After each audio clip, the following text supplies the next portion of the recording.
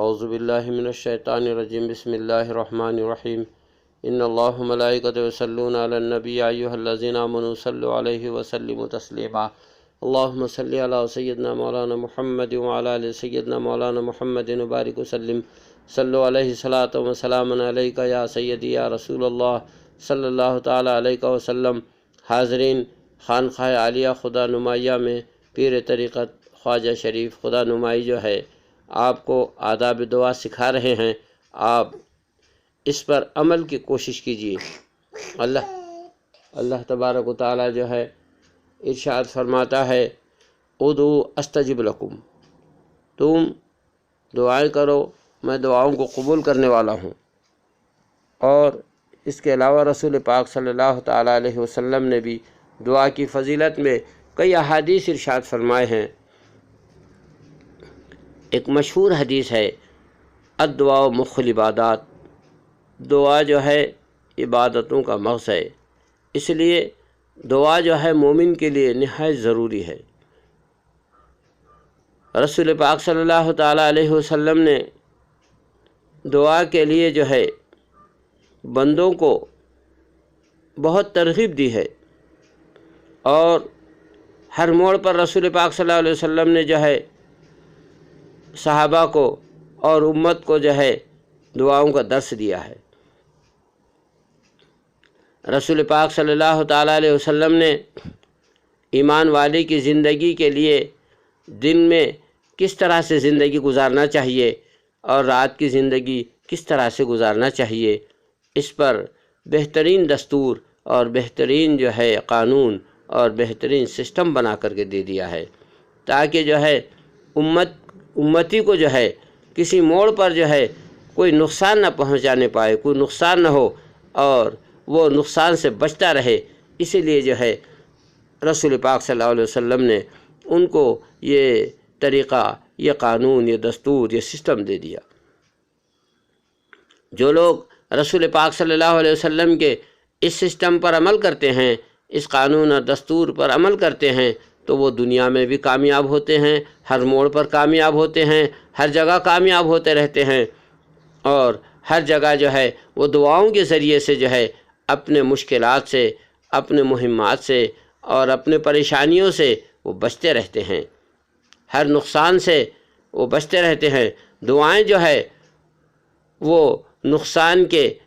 اور اس بندے کے درمیان میں جو ہے ایک دیوار بن جاتی ہے دعا، اور اس کو ادھر ہی روک دیتی ہے اور بندے کا نقصان نہیں ہونے دیتی ہے۔ رسول پاک صلی اللہ علیہ وسلم نے ایمان والوں کے لیے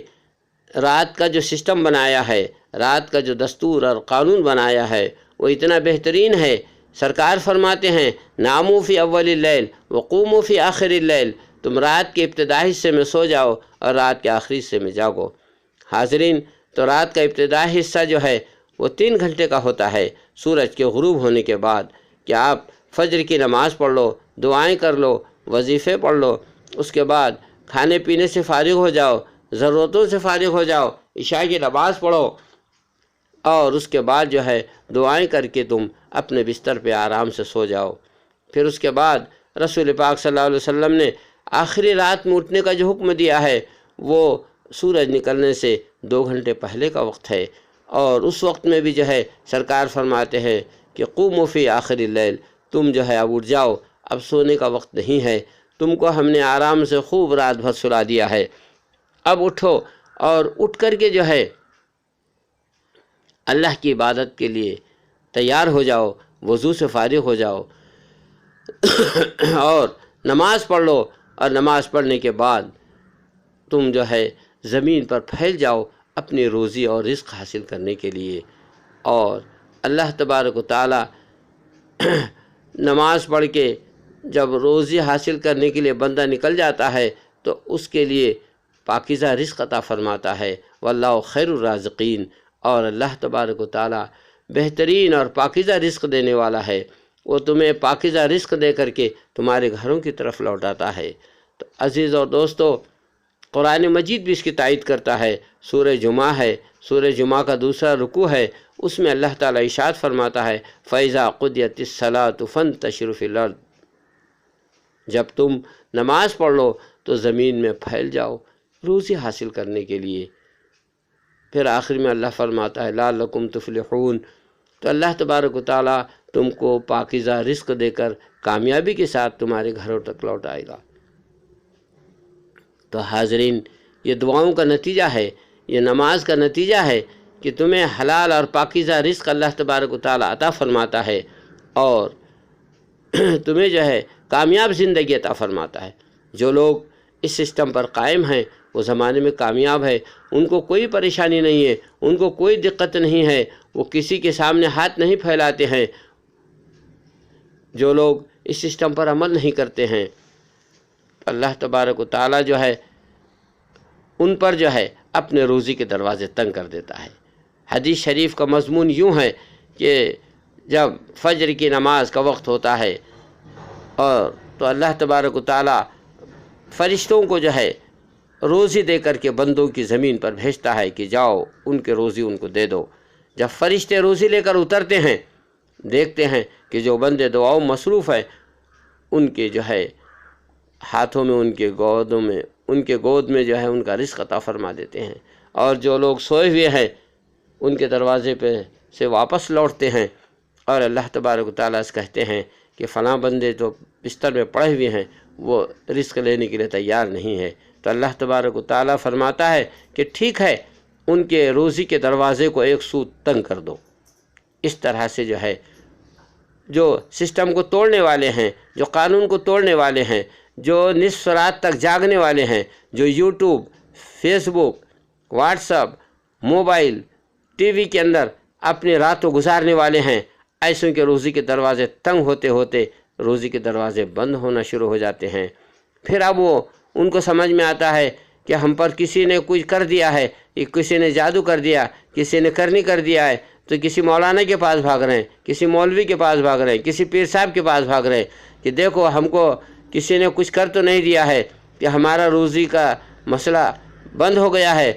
ہماری روزی جو ہے اٹھا دی گئی ہے، ہماری روزی باندھ دی گئی ہے، دیکھو اس کو کھول دو، کوئی ایسا تعویذ دے دو، کوئی ایسا فارمولہ بنا دو کہ ہمارا جو ہے روزی کا ذریعہ جاری ہو جائے۔ عزیز اور دوستو، یعنی انسان کو یہ خبر نہیں ہے کہ روزی کا دروازہ تو خود نے بند کیا ہے۔ اللہ کے سسٹم کو توڑا، رسول کے سسٹم کو توڑا، جو رسول نے قانون اور دستور دیا اس پر عمل نہیں کیا، اس لیے اللہ کی ناراضگی، اللہ کے رسول کی ناراضگی ہوئی اور تیرے روزی کے دروازے بند ہو گئے۔ تو عزیز اور دوستو، جب اللہ جس کے روزی کے دروازے کو بند کر رہا ہے، کوئی ملا، مولوی اور کوئی پیر اس کے روزی کے دروازے کو کیا کھول سکتا ہے؟ جب اللہ بند کر دے تو بندے میں کون سی طاقت ہے؟ کون سا ایسا مولوی اور مولانا ہے یا کون سا ایسا پیر ہے کہ اللہ کے بند کیے ہوئے دروازے کو یہ کھول دے؟ تو عزیز اور دوستو، اس کو کھولنے کے لیے مولانا کے پاس جانے کی ضرورت نہیں ہے، کسی پیر کے پاس جانے کی ضرورت نہیں ہے، اللہ کے سامنے ہاتھ پھیلانے کی ضرورت ہے، صبح کی نماز پڑھنے کی ضرورت ہے، توبہ کرنے کی ضرورت ہے، استغفار کرنے کی ضرورت ہے، لا حول پڑھنے کی ضرورت ہے، اپنے گناہوں پہ توبہ کرنے کی ضرورت ہے، اپنی زندگی کے اندر جو ہے بدلاؤ لانے کی ضرورت ہے، رسول کے سسٹم پر عمل کرنے کی ضرورت ہے۔ جب تم اس پر آ جاؤ گے تو تمہاری روزی کے دروازے جاری ہو جائیں گے، تمہاری روزی میں برکت آ جائے گی، تم زمانے میں کامیاب ہو جاؤ گے، تمہارے مال کو نقصان نہیں ہوگا، تمہارا مال جو ہے محفوظ رہے گا۔ جب تم اللہ کے سامنے جو ہے